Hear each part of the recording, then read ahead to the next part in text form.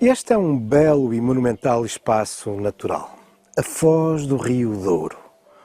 Um lugar estratégico onde há já muitos séculos se desenvolve um antiquíssimo povoado que herdou a própria designação do lugar. É a Foz do Douro, São João da Foz do Douro, um lugar estratégico, porque afinal é aqui que o segundo maior rio da Península Ibérica desagua no oceano.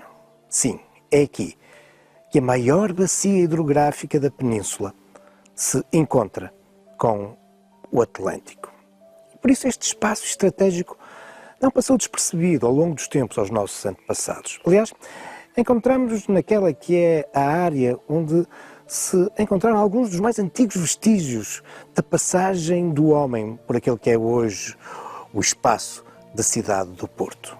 Por exemplo, no alto da elevação que se debruça sobre a Foz do Douro, o Monte da Senhora da Luz, bem lá no alto, nos afloramentos rochosos, encontramos vestígios de arte rupestre. Ali, algures na mudança do segundo para o primeiro milénio antes de Cristo, durante a Idade do Bronze, os nossos antepassados gravaram naqueles rochedos umas curiosas e geométricas figuras. E não muito distante, muito próximo daquilo que é hoje a Praça de Liege, no lugar das Areias Altas, encontramos também vestígios arqueológicos de um povoado exatamente dessa época, da Idade do Bronze. Será, contudo, a partir da Idade Média, que o lugar da Foz do Douro passará a ter algum protagonismo. Se bem que durante muito tempo, e nomeadamente durante a Idade Média, viver junto do mar era algo perigoso, porque estava exposto aos ataques dos piratas, antes dos normandos, dos vikings, e depois, a partir do século VIII, dos ataques dos piratas mouros. Temos que esperar por Afonso Henriques e pela tomada de Lisboa para que este litoral se torne um pouco mais seguro. E foi exatamente o nosso primeiro monarca, Afonso Henriques, que doou a Foz do Douro, este povoado e a zona envolvente, ao Mosteiro de Santo Tirso. O Mosteiro de Santo Tirso passa a ter o padroado da Foz do Douro e isto irá ter implicações ao longo da história. Mas isso seriam outros caminhos da história, porque hoje o nosso objetivo é falarmos da ligação da Foz àquele que durante muito tempo foi a sede destas terras. Sim, porque durante muito tempo, até 1836, São João da Foz do Douro não pertencia à cidade do Porto, mas sim ao Concelho de Bolsas, hoje Concelho de Matosinhos, e na Idade Média às terras de Bolsas. O julgado de Bolsas pertencia às terras da Maia. Até porque temos que perceber que durante muito tempo a ligação entre a Foz do Douro e o Porto, distante, muitas léguas de distância, era muito difícil, porque junto ao rio havia um obstáculo natural quase intransponível. A Rábida, essa enorme elevação que entrava pelo Rio Douro dentro e formava como que uma parede que dividia a Foz do Porto. E por isso, durante muitos séculos, era muito mais fácil para quem estava na Foz deslocar-se até Matosinhos. E para isso, usavam os caminhos, os carreiros entre as dunas. Carreiros que mais tarde se transformarão numa estrada. A Estrada de Carreiros, que ainda mais tarde será transformada naquela que é uma das mais conhecidas, belas e icónicas avenidas do Porto. A Avenida Brasil e o seu prolongamento, a Avenida Montevideo. Vamos conhecê-los.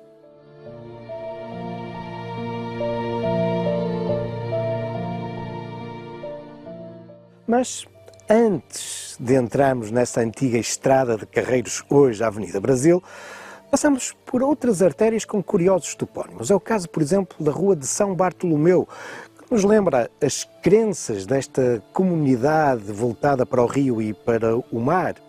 Aliás, temos aqui outros topónimos. Já vos referi, por exemplo, a Monte de Nossa Senhora da Luz, essa senhora a quem os marinheiros e os mareantes se apegavam para que lhes alumiasse o caminho quando demandavam a Barra, a Foz do Douro.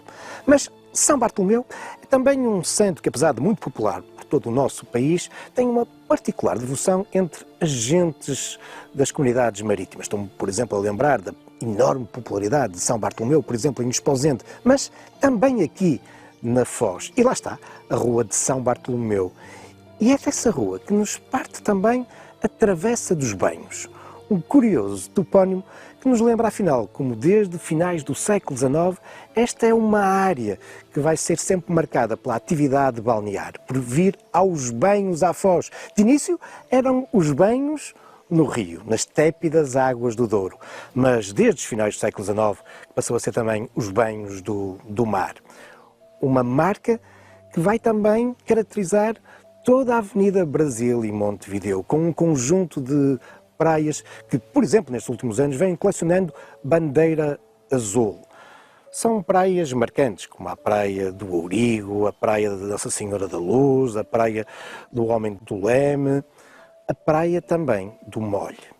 Mas não deixa de ser sintomático que a primeira destas praias se chame a Praia dos Ingleses, porque foi exatamente esta comunidade, a comunidade inglesa, aquela que de algum modo acabou por introduzir este hábito de ir aos banhos, nomeadamente aos banhos na Foz.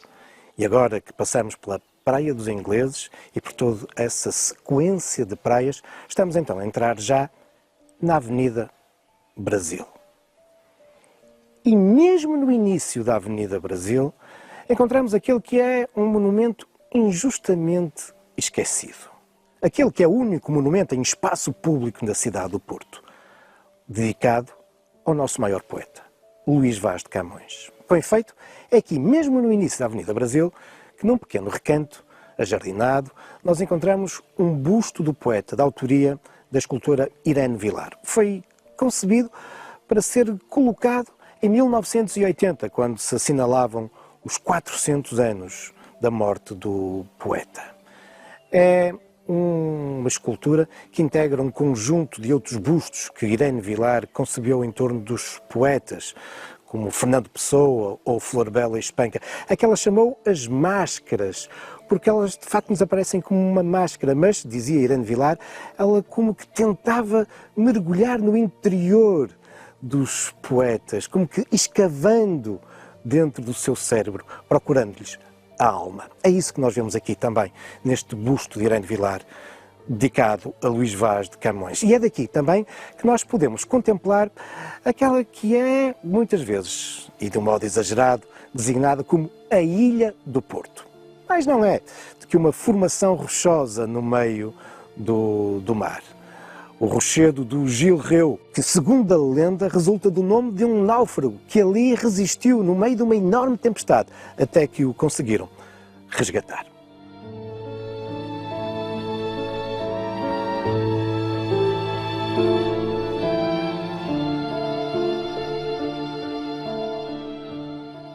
A localização deste busto a Luís Vaz de Camões, aqui na Avenida Brasil, debruçado sobre o mar, não é por acaso. De algum modo, evoca-nos aquela que é a única referência de Camões à cidade do Porto nos Lusíadas. E tem tudo a ver com o episódio dos 12 de Inglaterra. Foi escrito por Camões, cantado nos Lusíadas, cerca de 150 anos depois dos acontecimentos que estão na origem daquilo que já seria na época um episódio algo lendário, de um torneio decorrido em Inglaterra em que 12 cavaleiros portugueses, de algum modo comandados pelo famoso Magriço, triunfaram sobre cavaleiros ingleses. Isto para salvar a honra de um conjunto de jovens donzelas inglesas. Ora, no seu Lusíadas, Camões diz que os 12 que partiram para a Inglaterra, partiram exatamente daqui, da cidade do Porto. Foi daqui que, através deste oceano, zarparam em direção à grande ilha. Ora, é em frente a este monumento a Camões que nós começamos a encontrar aquelas que são das mais antigas casas que se começaram a construir ao longo ainda da estrada de Carreiros, mais tarde Avenida Brasil. Acompanhando a avenida, nós vamos apercebendo do próprio desenvolvimento da ocupação residencial desta artéria. Começamos com pequeninas casas de rejão e no máximo rejão e 2 andares.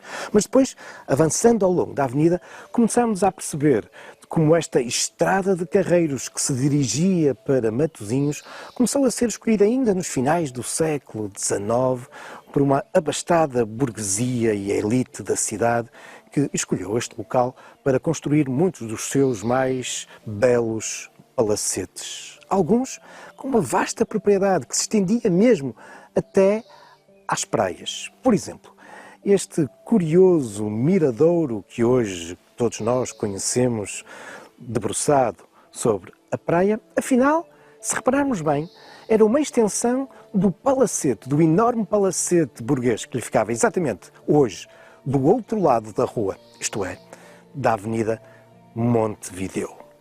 Avenida Montevideo, mas afinal, não é Avenida Brasil, já lá chegamos, porque há ainda na Avenida Brasil uma série de outros pormenores que eu gostaria de chamar a vossa atenção.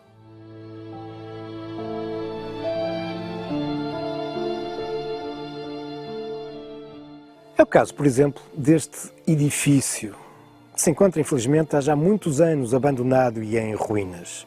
E tem tudo a ver com este aspecto muito qualificado das residências que se constroem ao longo da Avenida Brasil nos finais do século XIX e início do século XX. Ele é conhecido popularmente como o edifício ou o Palácio Manuelino. Em boa verdade, é um revivalismo tão típico desse final do romantismo, em que o que era moda era fazer reviver antigos estilos. O mais comum era o gótico, o neogótico, mas também o manuelino, o neo-manuelino, de que este edifício é um dos melhores exemplares que existe na cidade do Porto.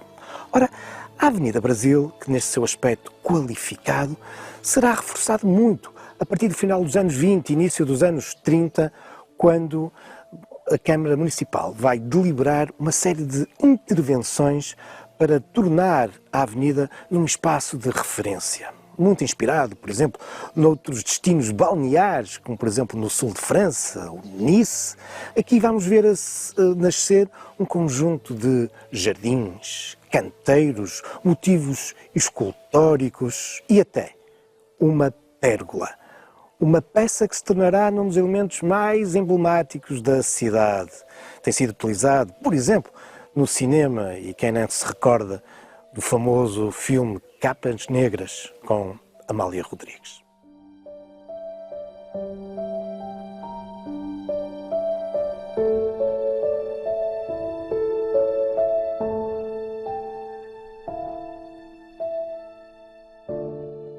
A pérgola que, para lá de toda a sua beleza, plasticidade, é também, na época, uma importante marca de modernidade. Não nos podemos esquecer que ela foi concebida em betão armado, o que de resto, tantas décadas depois, acarreta hoje alguns problemas de conservação.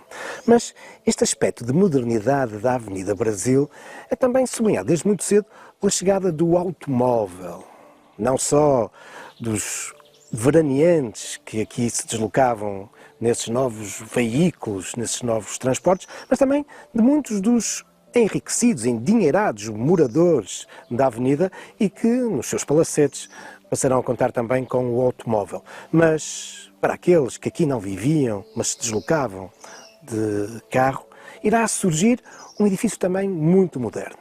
O BH, a garagem Belo Horizonte, um edifício arquitetónico marcante, que ainda hoje é uma referência na Avenida Brasil.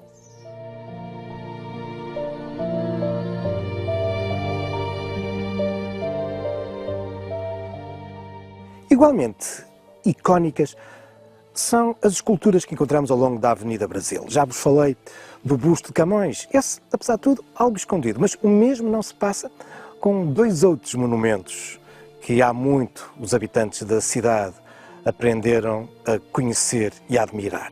O primeiro é o Lobo do Mar, ou Socorro aos Náufragos. Trata-se de uma escultura de Henrique Moreira, datada de 1937, e que nos evoca aqui não só as características desta costa entre a Foz do Douro e a Foz do Ave, a costa negra, pejada de leixões, de rochedos, que ao longo dos séculos tantos naufrágios provocaram e que por isso mesmo fizeram também com que, ao longo dos tempos, se tivesse notabilizado um conjunto de homens que, sacrificando-se, correndo muitas vezes o risco de vida, iam no socorro dos náufragos. Este monumento evoca exatamente essa gente. Alguns famosos, como o Cego de Maio, o Mestre Rabumba, outros, tantos outros, que acabaram por cair no esquecimento.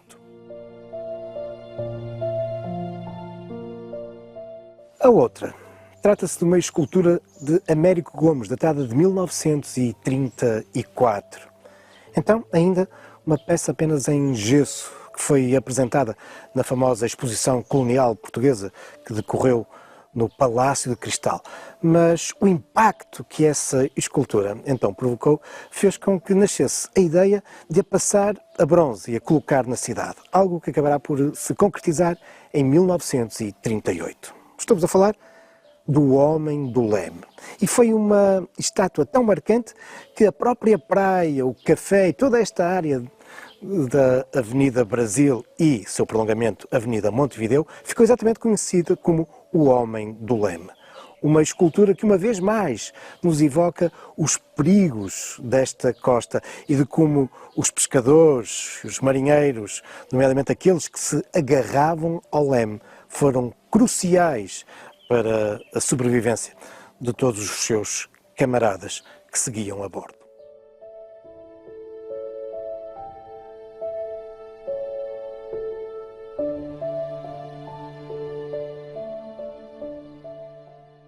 Em boa verdade, a estátua, a praia, toda aquela área do Homem do Leme já não se localiza na Avenida Brasil, mas sim no seu prolongamento, a Avenida de Montevideo. Foi em 1926 que a Câmara Municipal do Porto deliberou fazer esta homenagem à República do Uruguai, atribuindo então a uma pequena rua herdeira da estrada de Carreiros, que era conhecida como a Rua do Castelo do Queijo, que deliberou, dizia-vos, passar a batizá-la como Avenida de Montevideo.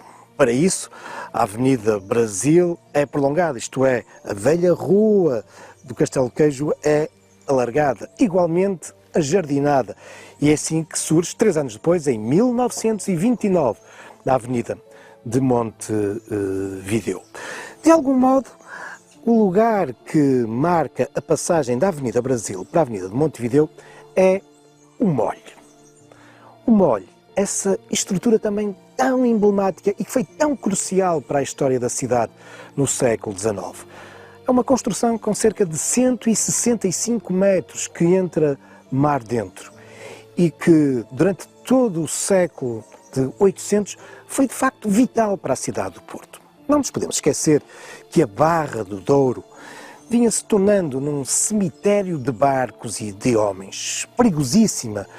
Esse estreitar da Foz do Douro, com a língua de areia, o cabedelo traiçoeiro, também com um grande número de rochedos que pontilhavam o estuário do Douro e que provocavam imensos naufrágios. Ao mesmo tempo, os barcos iam aumentando de dimensão. Era necessário, muitas vezes, que o desembarque de mercadorias e de passageiros se fizesse noutro lugar, porque era impossível aos barcos entrarem, nomeadamente também quando havia cheias no Douro, era impossível eles entrarem no rio. E por isso, e até que nascesse um porto alternativo, coisa que vai acontecer mesmo só no final do século XIX com a construção do Porto de Leixões, é nesse contexto, de facto, que durante muito tempo esta língua granítica que foi construída mar dentro, ficou conhecida como o Molho de Carreiros, se tornou, por isso, um lugar importante. Durante quase 100 anos. Este foi um sítio onde muita gente e muita mercadoria embarcou e desembarcou do porto. Os barcos ficavam ao largo, mas pequenas embarcações faziam essa ligação entre o molhe e os barcos que estavam fundeados a alguma distância. Sabemos, de resto, que o molhe foi importante, por exemplo, durante o cerco do Porto entre 1832 e 33. Muita gente tentou aqui desembarcar durante esse conflito, essa guerra civil. Muitos reforços de Dom Pedro chegaram aqui e também mantimentos graças a esta estrutura, que não seria ainda nesta dimensão. Aliás, em rigor, nós não sabemos exatamente quando ele foi construído. Existem vários estudos, Alguns defendem que foi construída em 1825, outros com documentos que provam que a estrutura foi construída apenas já na década de 80 ou mesmo 90 do século XIX. Bom, o que provavelmente aconteceu é que ela foi construída em várias fases, ou teve vários prolongamentos. Certo é que durante todo o século XIX, Carreiros e o seu molho foram lugares importantíssimos, vitais para a cidade e marcam, ainda hoje, esta passagem da Avenida Brasil para a Avenida Montevideo.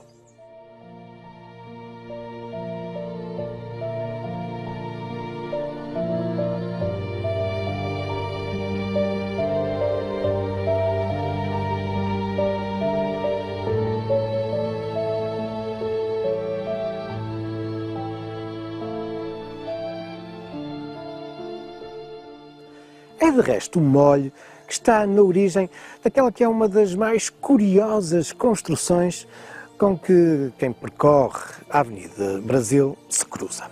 Um obelisco que está ali mesmo no meio do passeio da avenida. Ora, este obelisco, juntamente com um outro que fica um pouco mais abaixo, no meio dos rochedos, no areal, são afinal balizas, marcas que eram utilizadas pelos marinheiros, pelos mariantes que demandavam o molho e através destas estruturas, destas pirâmides, faziam o alinhamento necessário para chegar em segurança a este pequeno porto, este portinho aqui que se desenvolve no meio desta costa rochosa, desta costa negra. Mas estes obeliscos são apenas mais um dos muitos motivos de interesse patrimonial e histórico com que nos cruzamos quando percorremos a Avenida Brasil e depois a Avenida Montevideo. Já nesta, por exemplo, encontramos uma curiosa construção que há muito os portuenses designam como o Aquário. É a Estação de Zoologia Marítima da Universidade do Porto. Foi fundada em 1914 e designado como de Augusto Nobre, homenageando o famoso professor da Universidade do Porto que se dedicou tanto ao estudo das ciências marítimas, irmão de António Nobre.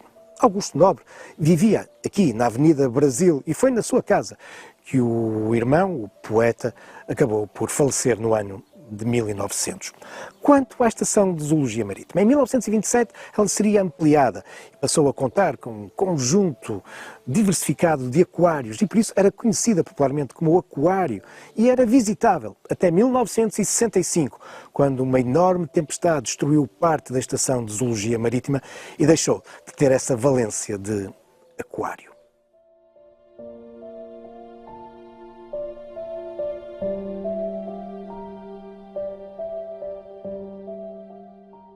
E é já no término da Avenida Montevideo, quando estamos próximo do Castelo do Queijo, que encontramos desde 1931 uma peça verdadeiramente singular. É a Fonte Luminosa.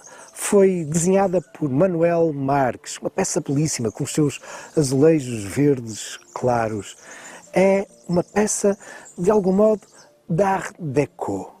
Uma peça que é uma referência na cidade deste estilo, como é também, por exemplo, a Casa de Serralves. Mas isso são já outros factos, também algumas lendas, futuros caminhos da história.